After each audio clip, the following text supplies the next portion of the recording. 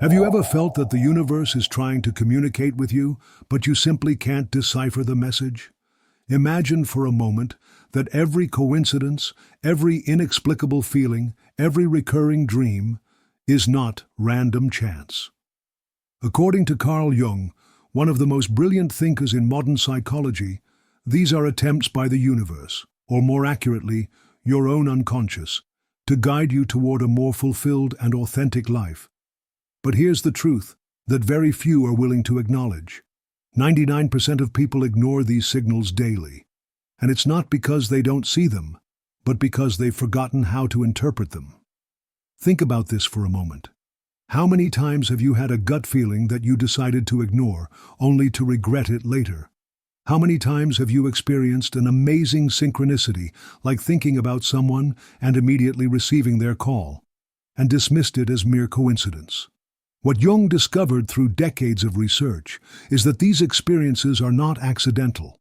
They are coded messages, signals emerging from the depths of your psyche, trying to guide you along the path of individuation, the process of becoming who you truly are meant to be. Today, we're going to explore the three crucial messages that the universe is constantly sending you, the same ones that most people ignore as they navigate through a life that doesn't fully belong to them. Get ready, because what you're about to discover could fundamentally change the way you perceive your reality. The first message that the universe sends you, and that you're probably ignoring, comes through your dreams and intuition. Jung dedicated much of his life to studying dreams, considering them the royal road to the unconscious. In his own words, everything that works in the unconscious is expressed as a psychic event, and therefore expressed through dream images.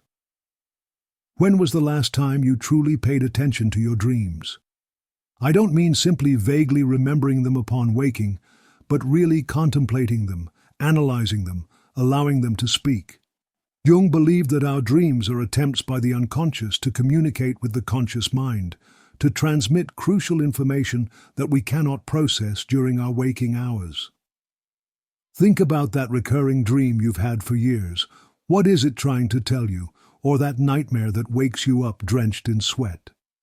It's not simply your brain processing random information, it's your psyche trying to communicate with you in the language of symbols. Intuition works similarly. That instinctive sensation, that hunch you can't rationally explain. Jung considered it a fundamental psychological function. He described it as perception through the unconscious, a form of knowledge that transcends conventional logic. In our modern society, dominated by rational thinking and logical analysis, we've been conditioned to distrust our intuition. We dismiss it as irrational, as a primitive vestige that we must overcome. But Jung reminds us that intuition is a powerful tool, a form of intelligence that operates beyond the limits of our ordinary consciousness. Remember that time when you met someone and immediately felt there was something off about that person, only to discover later that you were right. Or when you decided to take a different path for no apparent reason, only to avoid an accident that happened on your usual route. That's not coincidence. It's your intuition, your connection to the collective unconscious, trying to guide you. The problem is that we've forgotten how to listen. We're constantly distracted by external noise, social media, news, opinions of others, and rarely allow ourselves the silence necessary to hear that inner voice. But it's there, patiently waiting for us to pay attention. Jung taught us that to access this intuitive wisdom, we need to create space for introspection. We need moments of solitude, of contemplation, where we can tune into the subtle messages of our unconscious. Whether through meditation, walks in nature, or simply moments of conscious silence, we need to learn to listen again. Because when we begin to pay attention to our dreams and intuitions, we start to notice patterns, recurring symbols, persistent themes, signals that guide us toward our true nature. And the most surprising thing is that these signals often lead us in directions that our conscious mind would never have considered, toward opportunities that transform our lives, toward meaningful relationships, toward aspects of ourselves that we had repressed or ignored. Think of it as an internal GPS. When you exclusively follow the directions of your conscious mind, your plans, ambitions, and rational goals, you're limited by what you already know. But when you open yourself to the guidance of your unconscious, you access a deeper intelligence, one that can perceive paths and possibilities that your conscious mind cannot see. And here's the most fascinating part. Jung discovered that the more attention you pay to these signals, the clearer they become. It's as if the communication channel between your conscious and unconscious mind strengthens with use. Dreams become more vivid and meaningful, intuitions clearer and more accurate. But this process requires courage. It requires the willingness to question decisions based purely on logic and reason. It requires the bravery to follow that inexplicable instinct, even when it defies common sense. Think about the big decisions in your life, choosing a career, a partner, a place to live. How many of these decisions were truly yours, guided by your internal compass, and how many were influenced by external expectations, by what others thought you should do? Jung reminds us that our dreams and intuitions are personal messages designed specifically for us. It's not about following a generic formula for success or happiness, but about discovering the unique path that your psyche is trying to show you. The second crucial message that the universe sends you, and that most stubbornly ignore, comes through your shadows, those parts of yourself that you have repressed, denied, or rejected. For Jung, the shadow is not simply the negative in us. It's everything we've relegated to the unconscious because it doesn't fit with our ideal image of ourselves. These can be qualities considered negative by society: anger, jealousy, selfishness. But they can also be positive aspects that we don't allow ourselves to express, such as creativity, sensitivity, or vulnerability. Jung wrote, "The shadow is that hidden, repressed, inferior, and culpable personality whose ultimate ramifications reach back into the realm of our animal ancestors. It's an integral part of who we are, and yet most of us dedicate an enormous amount of energy to keeping it hidden, not only from others but especially from ourselves. Why is this so dangerous? Because what we repress doesn't disappear. It accumulates in our unconscious, growing in power, and eventually finding ways to manifest, often in destructive and unexpected ways. Think about those times when you've reacted disproportionately to an apparently trivial situation. That moment when you became enraged by an innocuous comment, or felt inexplicably hurt by something insignificant. Those exaggerated reactions are often signs that you've touched an aspect of your shadow. Or consider those people who intensely irritate you, those whose mere presence provokes a visceral negative reaction in you. Jung taught us that these reactions are often projections. You're seeing in the other aspects of yourself that you haven't recognized or accepted. As he beautifully said, everything that irritates us about others can lead us to an understanding of ourselves. The universe's message through your shadow is clear. What you deny in yourself, you will project onto others. What you repress will eventually find an outlet, often in ways that can sabotage your relationships, your well-being, and even your deepest aspirations. The invitation here is not to condemn these aspects of yourself, but to consciously integrate them. Jung taught us that true fulfillment, true individuation, comes not from eliminating our shadow, but from recognizing it, understanding it, and eventually embracing it as an integral part of who we are. This requires a particular kind of courage. It's not easy to look directly at the parts of ourselves that we've judged as unacceptable. It's not comfortable to admit that we have qualities that contradict our ideal image. But Jung insisted that this work of shadow integration is essential for complete psychological development. One does not become enlightened by imagining figures of light, he wrote, but by making the darkness conscious. And that darkness, when brought into the light of consciousness, often reveals unexpected riches. Because in our shadow lie not only our flaws and weaknesses, but also some of our most valuable and powerful qualities. Think about it. Maybe you repressed your creativity because you were taught it wasn't practical. Or you hid your sensitivity because you were told it was a weakness. Or you denied your ambition because you feared the judgment of others. These qualities, relegated to the shadow, remain part of you, waiting to be rediscovered and integrated. Shadow work is not a one-time event, but an ongoing process. It's a permanent commitment to radical honesty toward oneself. And while it can be painful, it's also deeply liberating. Because when you stop spending energy denying aspects of yourself, that energy is freed to be used in more constructive and creative ways. Jung observed that the meeting with oneself is, at first, the meeting with one's own shadow. It is the test of courage on the inner way. But he also assured us that this encounter is the door to a more authentic and fulfilling life. Because only when we accept all parts of ourselves, the bright and the dark, the admirable and the shameful, can we begin to live from our wholeness.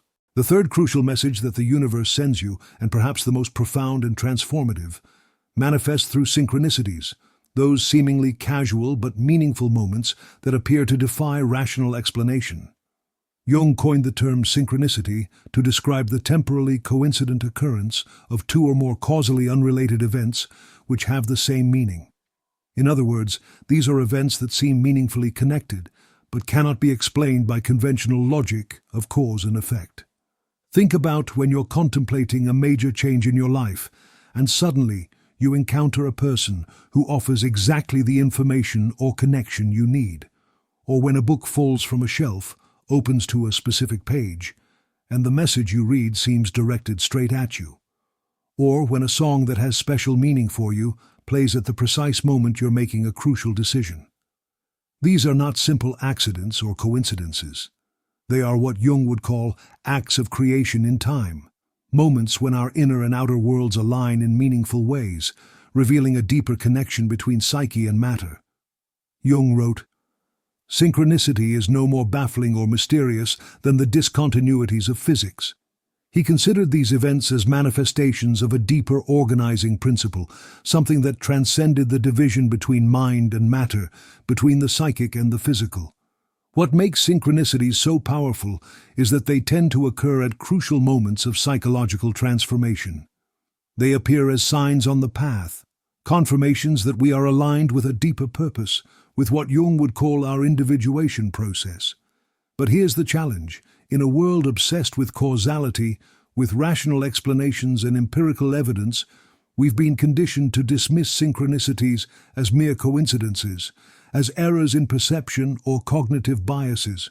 We've learned to distrust what we cannot rationally explain, to reduce the mysterious to the understandable, to transform the numinous into the mundane.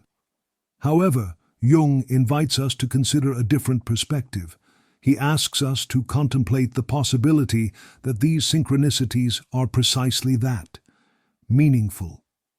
That they are messages from the universe, or more specifically, manifestations of a deeper connection between our psyche and the outer world. Synchronicity, Jung wrote, is a phenomenon that appears to suggest that there is a connection or underlying unity of apparently random events. This underlying unity invites us to contemplate a universe that is not merely physical, but also psychic, a universe in which our inner experience and external reality are intertwined in a continuous dance of meaning and purpose. How can we learn to recognize and work with these synchronicities? It begins with attention, with the willingness to notice what we habitually dismiss, with the willingness to consider that perhaps, just perhaps, the universe is trying to speak to us through these moments of meaningful convergence. Keep a synchronicity journal.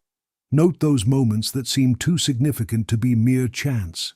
Over time, you'll begin to notice patterns, recurring themes, messages that seem to be guiding you in a particular direction. And above all, cultivate an attitude of openness. As Jung said, to understand synchronicity, we must suspend our habitual mode of thinking and allow the unknown to enter our consciousness. This doesn't mean abandoning critical thinking, but complementing it with a willingness to consider realities that may transcend our rational understanding. Because here's the secret that Jung discovered. The more attentive we are to these synchronicities, the more frequently they seem to occur.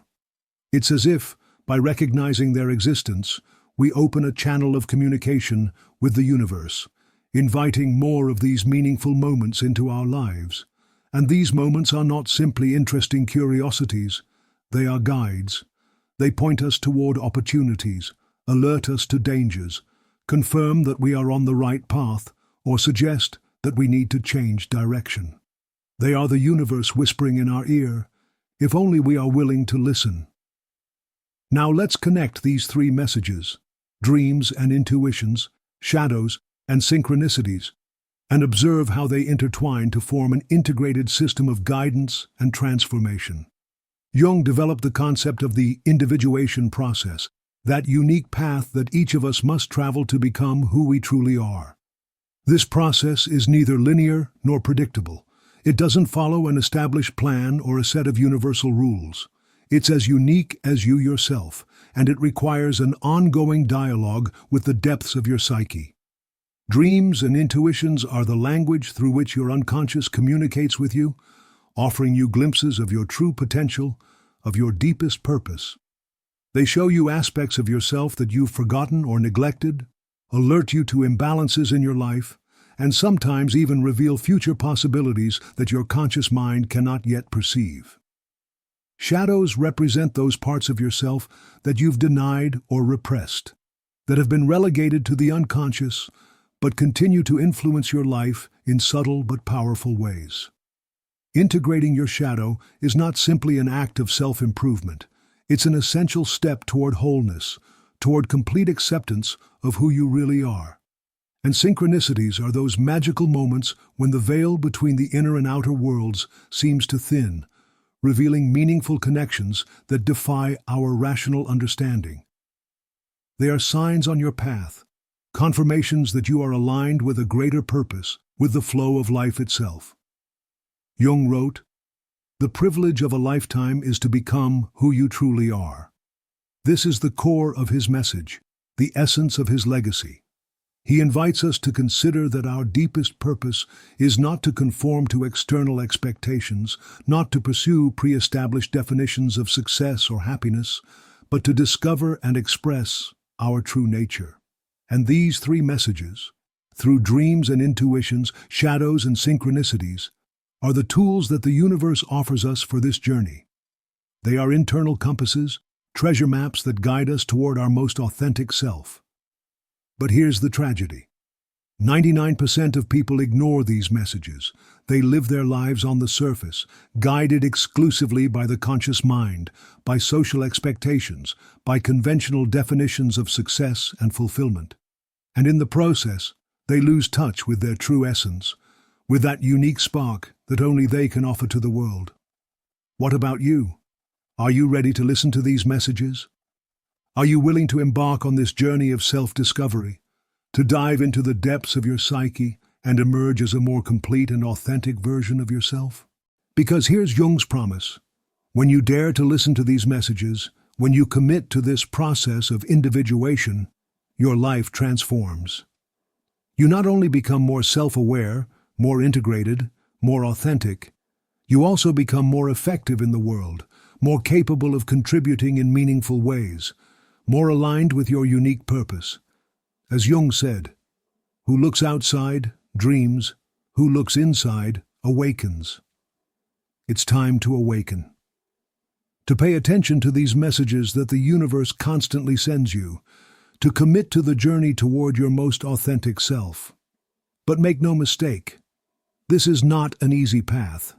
It requires courage to face your shadows, wisdom to interpret your dreams, and openness to recognize the synchronicities in your life. It requires the willingness to question your most basic assumptions about yourself and about reality.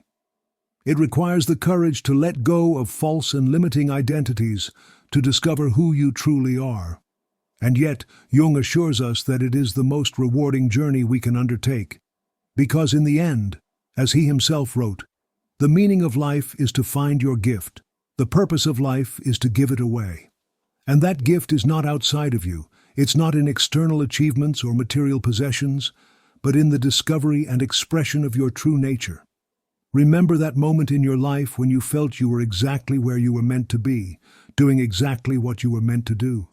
that sensation of perfect alignment, of clear purpose, of deep meaning. Those moments are glimpses of what Jung would call your true self, your authentic being expressing itself in the world. And they are not accidents or anomalies. They are indicators of what is possible when you listen to and follow these messages from the universe, when you dare to embark on the journey toward your most authentic self. The question now is, are you willing to go deeper into this journey? Are you ready to pay attention to these messages that the universe constantly sends you? Are you prepared to commit to the process of individuation, that unique path that leads you toward your most complete and authentic being? Because here's the truth that Jung discovered. This journey is not optional. One way or another, your psyche will call you toward wholeness. The question is not whether you will receive the call, but how you will respond to it, with resistance and fear or with curiosity and courage. The 99% choose resistance. They choose to ignore these messages, to dismiss them as fantasies or coincidences, to relegate life to the level of routine and convenience. And in the process, they miss the opportunity to experience the depth, richness, and meaning that comes from living from their most authentic self. But you don't have to be part of that 99%. You can choose to be different. You can choose to listen to these messages, to follow these signs, to embark on this journey of self-discovery and transformation. As Jung said, the world will ask you who you are, and if you don't know, the world will tell you. In other words, our collective future depends on our individual willingness to undertake this journey toward authenticity, to become who we truly are. So I invite you here and now to make a commitment to yourself, a commitment to pay attention to these messages that the universe constantly sends you, a commitment to honor your intuition, to face your shadows, to recognize the synchronicities in your life, a commitment to embark on the journey toward your most authentic self. Because in the end, as Jung reminded us, knowing your own darkness is the best method for dealing with the darknesses of other times.